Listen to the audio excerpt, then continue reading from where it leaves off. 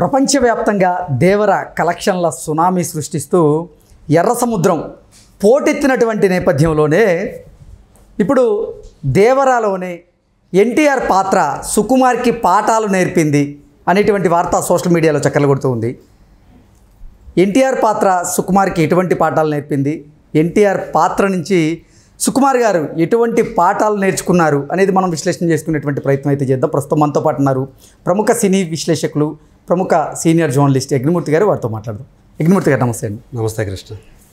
దేవరా చిత్రంలోని ఎన్టీఆర్ పాత్ర నుంచి సుకుమార్ కొన్ని పాఠాలు నేర్చుకున్నారు అనేది ఇప్పుడు సోషల్ మీడియాలో సర్క్యులేట్ అవుతున్నటువంటి ఒక వార్త.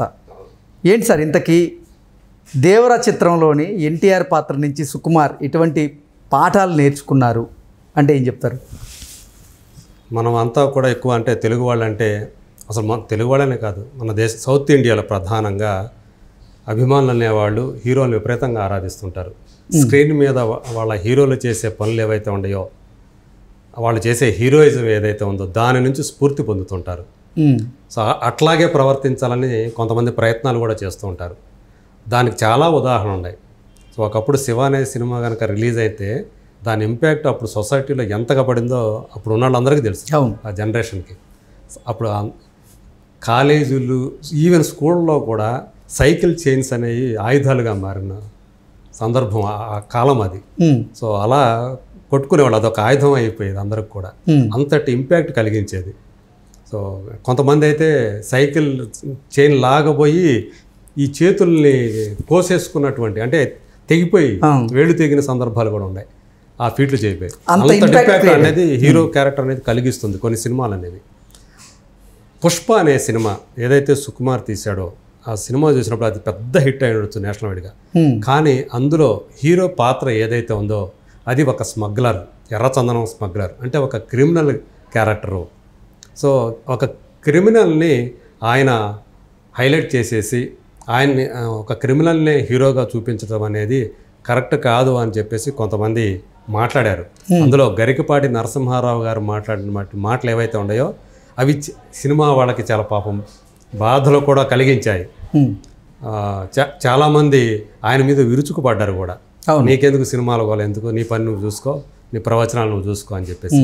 కానీ ఆయన ఏం చెప్పాడంటే హీరో అనేవాడు మంచి వైపే ఉండాలి, ఎందుకంటే వాళ్ళని ఆరాధించేవాడు ఉంటారు కాబట్టి దాని ప్రభావం జనం మీద పడుతుంది, అభిమానం మీద పడుతుంది, దానికి తగ్గట్టుగా వాళ్ళు బిహేవ్ చేసే అవకాశం ఉంది అనే ఉద్దేశంతో ఆయన మాట్లాడాడు. సో ఇక్కడ ఇప్పుడు మనం చూసుకుంటే దేవర విషయానికి వస్తే, దేవరలో కూడా ఆ దేవర క్యారెక్టర్ ఏదైతే ఉందో అది మొదట మనకు కొంచెం నెగిటివ్గా ఉంటుంది. ఎందుకంటే మురుగన్ అనే ఎవరైతే ఉంటాడో అతను ఒక స్మగ్లర్, సముద్రం మీద వచ్చే వాటిని అక్రమంగా వచ్చేటువంటి మారణాయుధాలని ఆ కన్సైన్మెంట్ ఏదైతే ఉందో అది దేవర గ్రూప్కి ఇస్తుంటాడు. వాళ్ళకి తెలియదు అసలు దాంట్లో ఏం సరుకు ఉందనే తెలియదు. సో డబ్బు తీసుకుంటున్నాం మనం, ఆ సరుకు ఆయనకి ఇస్తే సరిపోతుంది. అది దానివల్ల దాంట్లో మారణాయుధాలు ఉన్నాయి, వాటి వల్ల చాలామంది చనిపోయే అవకాశాలు ఉన్నాయి, వీటిని చంపటానికి ఉపయోగిస్తున్నారు అనే విషయం తెలిసి, అది కూడా తమ ఊరి అబ్బాయి కూడా ఒకడు ఉన్నాడు, అదే ఆయుధాల వల్ల తాము ఏవైతే దొంగతనం చేసి నావం మీద వాటిని ఆ మురుగునని అతనికి ఇచ్చామో వాటిని ఉపయోగించడంలోనే తమ అబ్బాయి కూడా తమ పిల్లాడు కూడా చచ్చిపోయాడు అనే విషయం తెలిసిన తర్వాత చెలించిపోయినటువంటి దేవర తన ఊరికి తమ ప్రాంతానికి అండగా నిలవాలనుకున్న అతను వెంటనే మారిపోయి మిగతా వాళ్ళు కూడా ఎవడైనా సరే పోతే కనుక ఒప్పుకొని నేను ఇక నుంచి చెయ్యొద్దు అని చెప్పేసి ఆ పని చేయకుండా ఆపేస్తాడు. అప్పటి నుంచి మిగతా వాళ్ళందరూ కూడా పగైపోతాడు. అందులో ప్రధానంగా భైరా క్యారెక్టర్కి అయినా తట్టుకుంటాడు. వాళ్ళతో పోరాటంలో చనిపోయినట్టుగా మనం ఏదైతే చూసామో అలాంటిది కూడా జరుగుతుంది.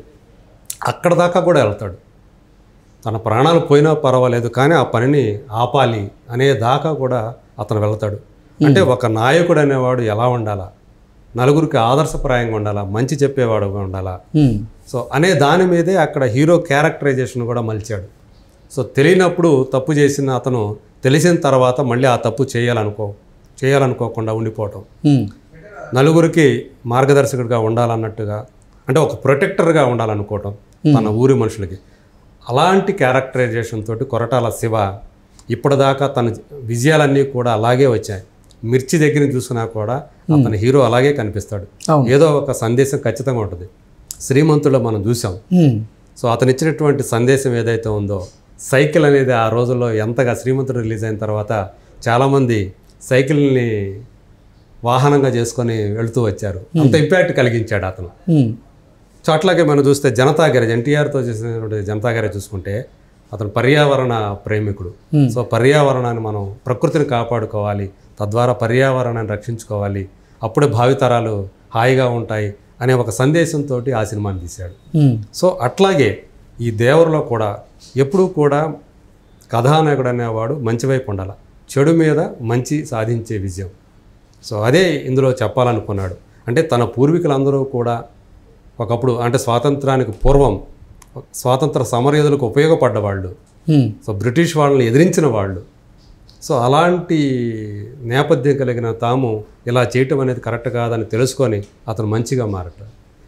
ఇది ఇప్పుడు దీన్ని చూసి నేర్చుకోవాలి అని చెప్పేసి చాలామంది సుకుమార్కి సలహా ఇస్తున్నారు.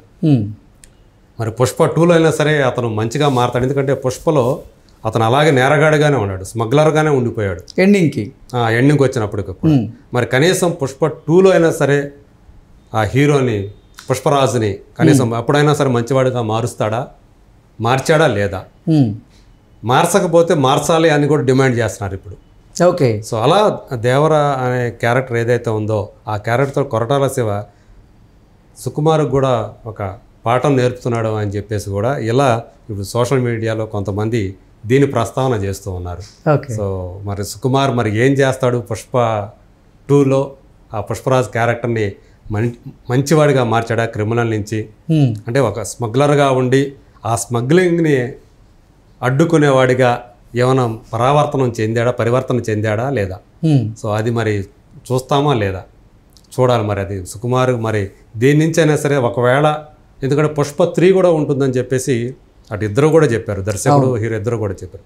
కనీసం ఒకవేళ 2లో కనుక ఆ పని చేయకపోతే 3లో అయినా సరే ఆ పని చేసి తీరాలి అని చెప్పి చాలామంది డిమాండ్ చేస్తూ ఉన్నారు. దేవర అనే క్యారెక్టర్ ఏదైతే ఉందో ఆ క్యారెక్టర్తో కొరటాల శివ సుకుమార్కి కూడా ఒక పాఠం నేర్పుతున్నాడు అని చెప్పేసి కూడా ఇలా ఇప్పుడు సోషల్ మీడియాలో కొంతమంది దీని ప్రస్తావన చేస్తూ ఉన్నారు. సో మరి సుకుమార్ మరి ఏం చేస్తాడు పుష్ప 2లో? ఆ పుష్పరాజ్ క్యారెక్టర్ని మంచివాడిగా మార్చాడా క్రిమినల్ నుంచి? అంటే ఒక స్మగ్లర్గా ఉండి ఆ స్మగ్లింగ్ని అడ్డుకునేవాడిగా ఏమైనా పరివర్తన చెందాడా లేదా?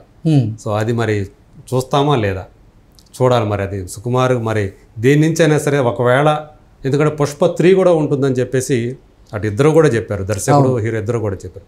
కనీసం ఒకవేళ 2లో కనుక ఆ పని చేయకపోతే 3లో అయినా సరే ఆ పని చేసి తీరాలి అని చెప్పి చాలామంది డిమాండ్ చేస్తూ ఉన్నారు.